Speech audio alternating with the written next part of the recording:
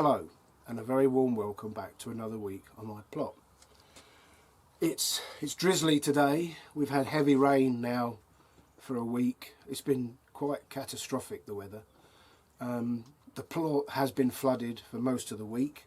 We had a dry day yesterday which has just calmed everything down and allowed some of the water to drain off the beds, which have been underwater now for well over a week. So it limits what I can do.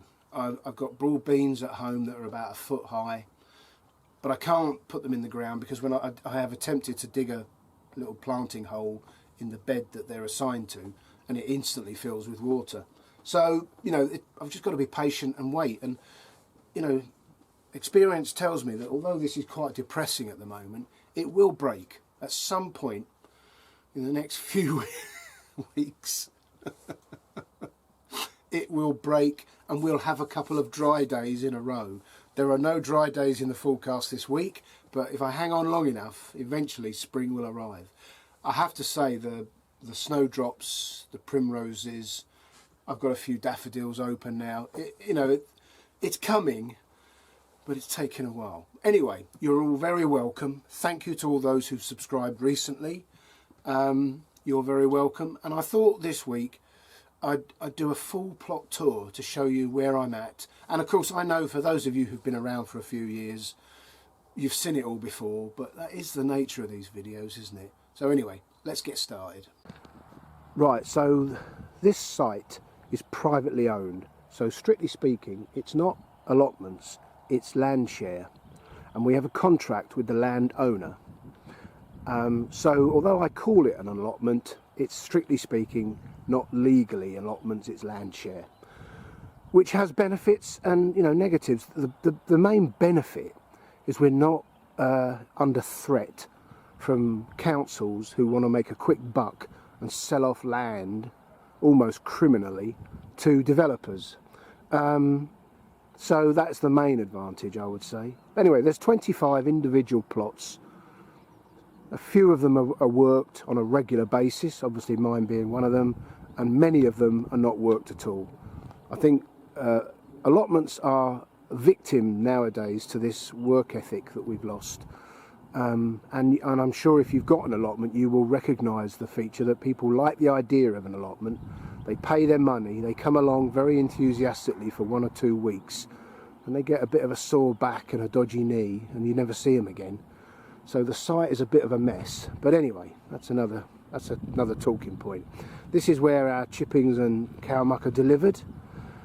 So let's go and have a look at mine. Mine are the 2 plots on the end here, right next to the golf driving range. In fact, there you can see the River Severn estuary in the background over the top of that polytunnel, which geographically gives you an idea of where I am.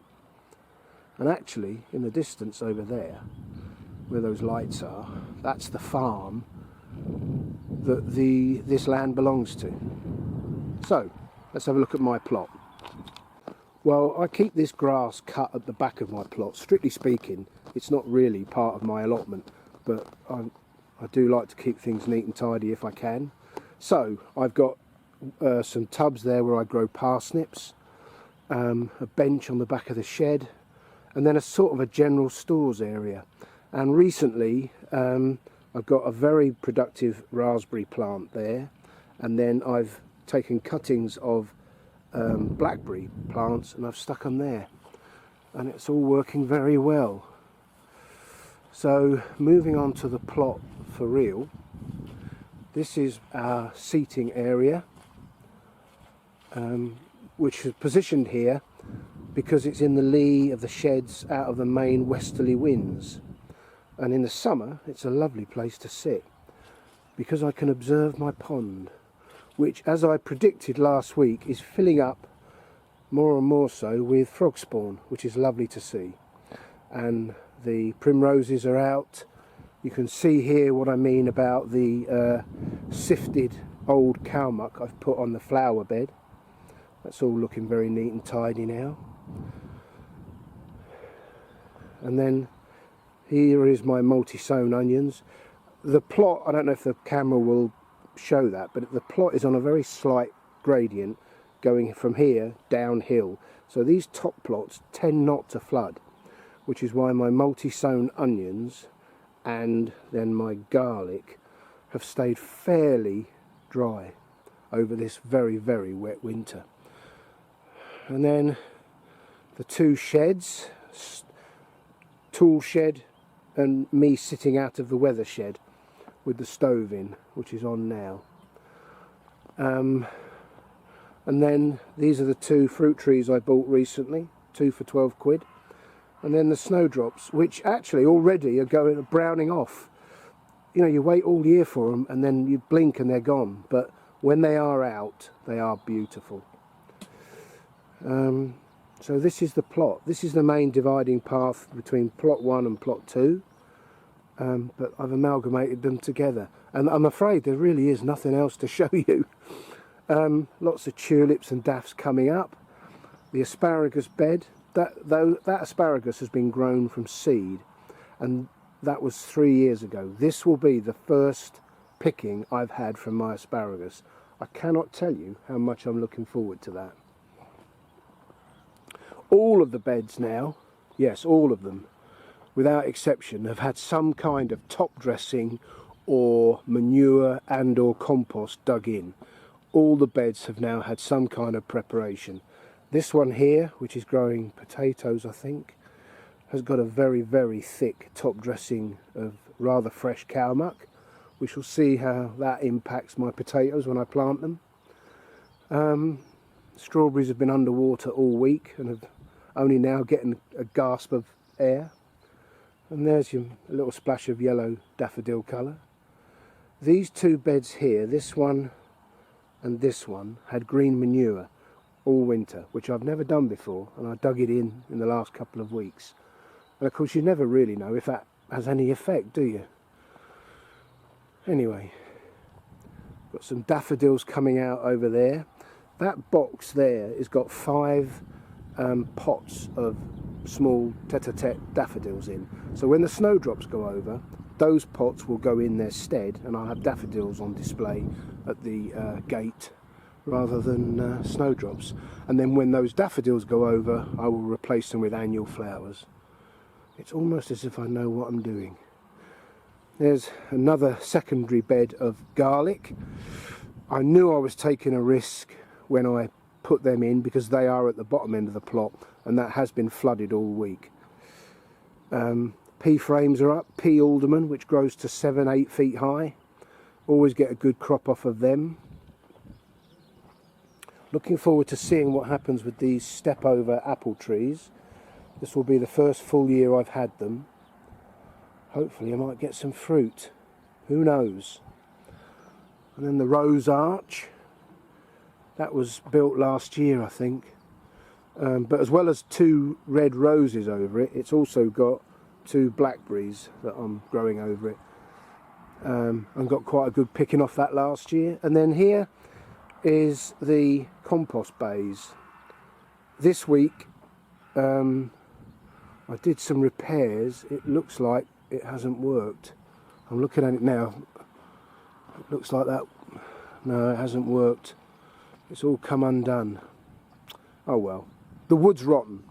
So if I'm on this plot next year, I will repair those over the winter. We shall see.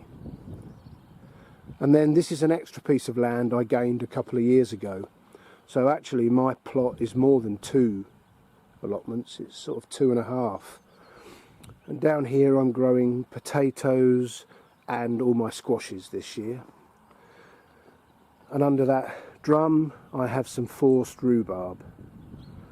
So that is it at the moment. Nice to see the blossom coming out. But as it stands, that's where I'm at. I've got a few sowings going on very tentatively at home.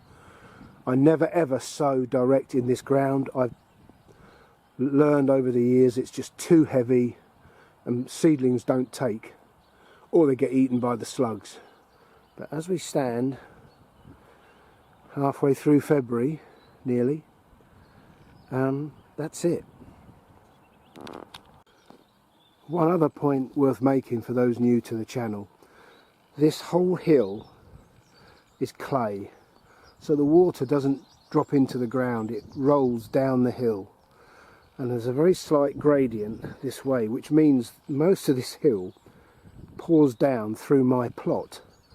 So what I have to mitigate is a ditch that runs all the way down under my little footbridge, down the side of the whole plot, and then down the side of my neighbour's plot, Melvin, and out onto the track lower down.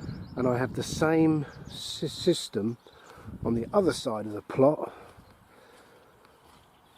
and they all meet at this junction. Now, they're not flowing at the moment, but this week they have been flowing full up.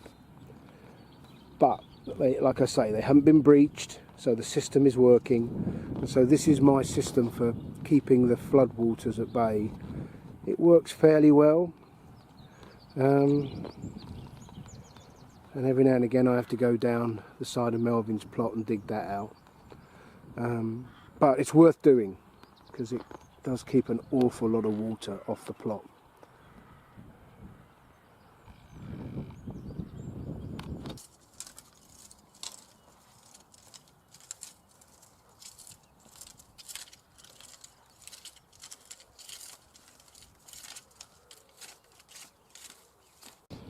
As you walk around your plot and you become familiar with it intimately, these are the sort of signs and indicators that tell you that spring is on its way and that the hoe needs to be getting active.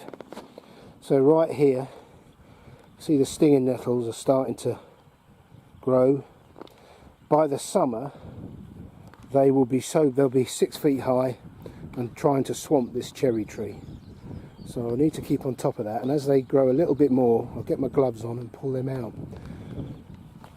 So they're the bad news, but the good news is these comfrey plants that I've got dotted about the plot, they're just starting to show signs of greening up. So right now, that's the time to get the hoe out and to get busy chopping the heads off the weeds almost before they appear.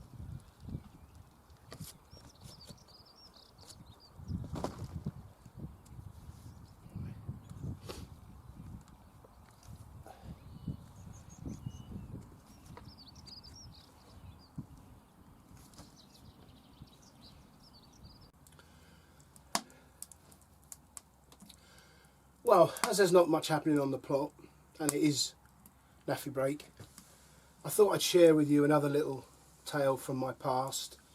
I saw something rather funny in November of 1989. So just to give you a little bit of background, I've said before, I joined the army as a schoolboy. I did 2 years apprenticeship, got a City and Guilds qualification as a mechanic in the army. And then at 18, when we passed our qualification and passed out of our military training, we all went to man service, to the regular army. And you could put down a preference of where you wanted to go, and most of us got that. Well, I put to go to the commandos. So in 1982, I was doing the commando course when the Falklands War was on. And I've mentioned that before. And I served with the commandos from 1982 to 1987. I had a wonderful time.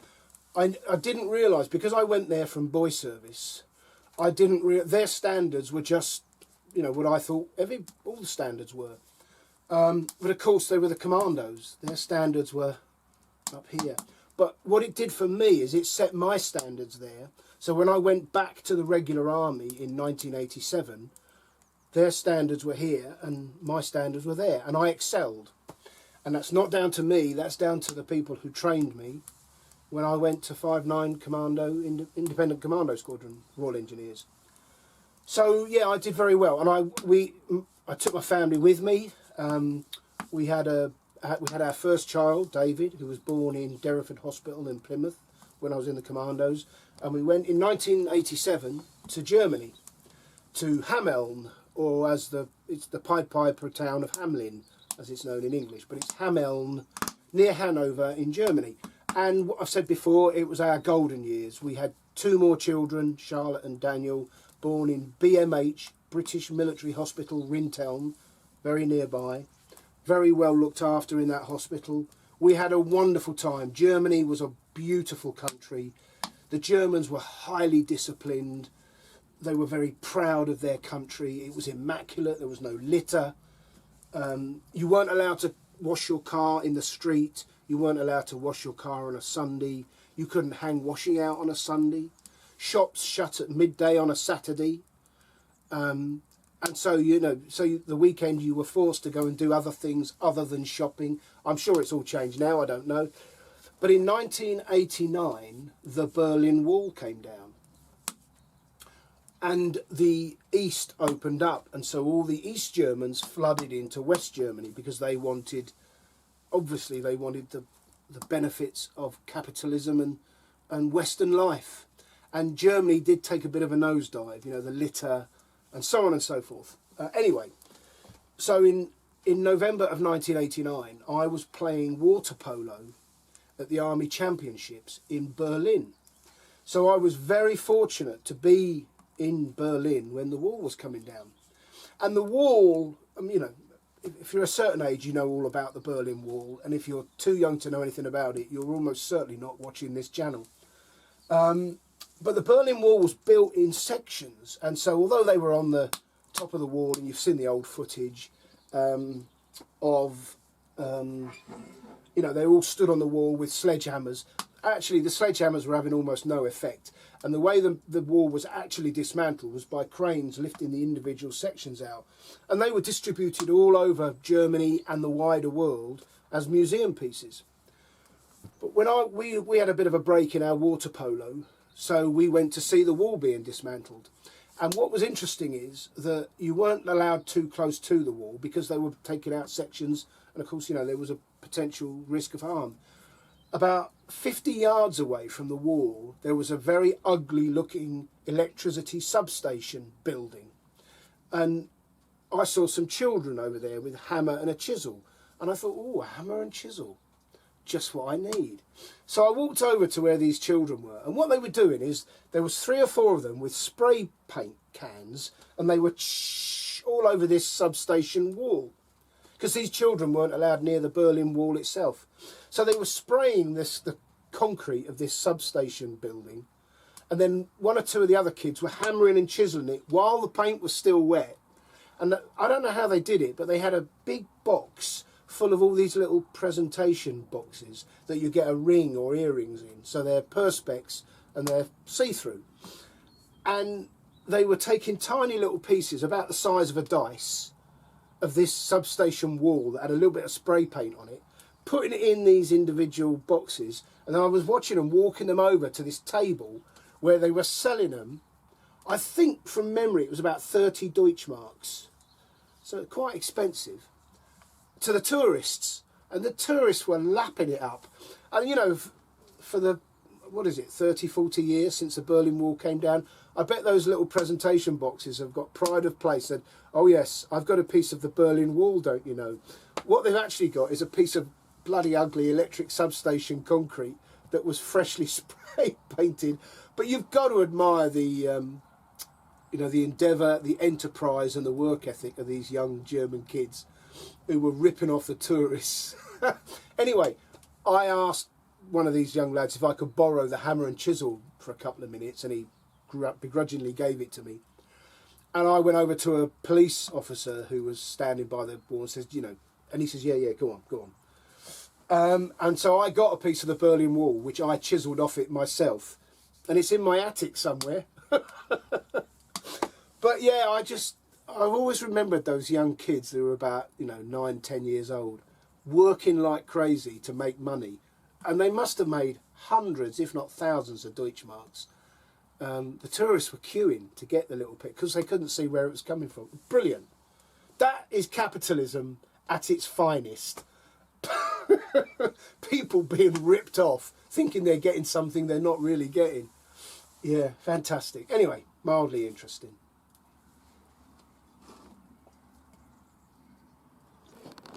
As an indicator of just how flooded the plot was last week, this garlic, which I planted a week ago, was all underwater.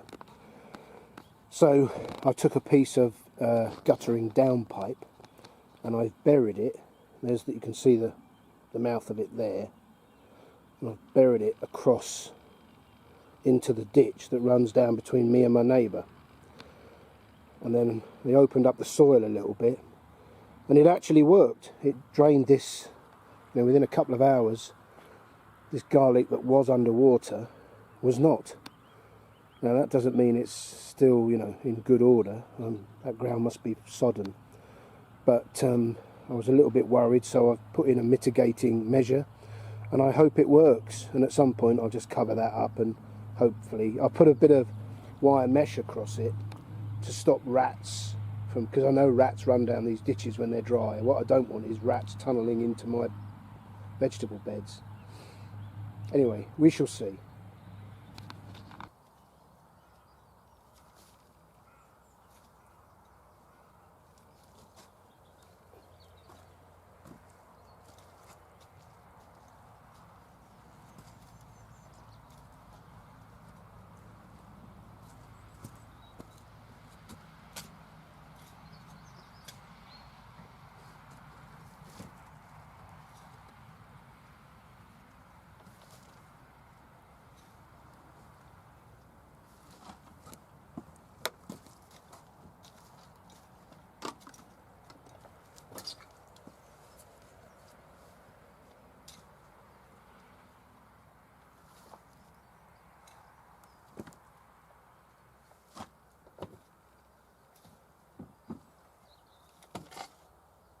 Another little sign, if you look closely enough, these old calendulas have managed to survive the winter. Well, reasonably. But look, they've managed to drop their seeds, and I won't have to plant these up. The new calendulas are already coming through. Spring is on its way.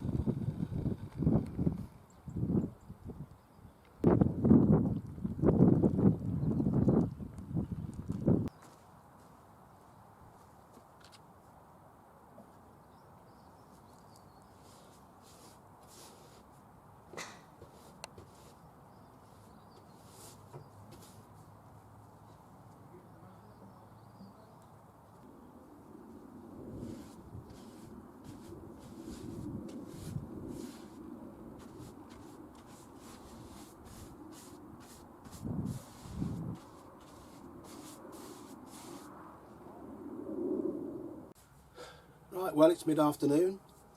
I'm finished. Very productive day. Not the greatest work rate I've ever had.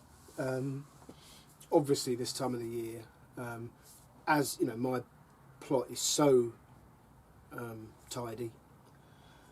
There's only a certain amount to do, but I've managed to fill that compost heap. I'm really pleased with that. A layer system of the cow muck and my own compost from one of the bays. That's now filled to the brim, a thick layer of cardboard to insulate it, the lid down, and the thermometer at the moment says plus 30 degrees C, which is quite good. So I'm very happy with that. Apart from 2 other bays full of leaf mould, everything else is empty. So happy with that. I've done a bit of hoeing, a bit of raking. You know, every month I crumble up the surface of each bed, get it to a nice fine tilth, and then the heavy rains come and completely flatten and compress it, and then I go again. It's a war of attrition, which I never win. But March is just around the corner. So close you can almost smell it. Really looking forward to it, as I do, and I'm sure you do, every year. March really does bring on the spring. So, very happy with the way things are going. Looking forward to really starting to sow in earnest. So I'll need to get that propagator out of its box this week and have a look at it. Might even read some instructions. Thank you for joining me. I've been on my own all day, I haven't seen another soul, which is normal. And all being well, I'll be around next weekend. Valentine's Day this week, for those of you that need to do something or other, don't forget. I don't know why I'm saying that, I never do anything. So yeah, have a good week. All being well, I shall see you next weekend. Take care, bye for now.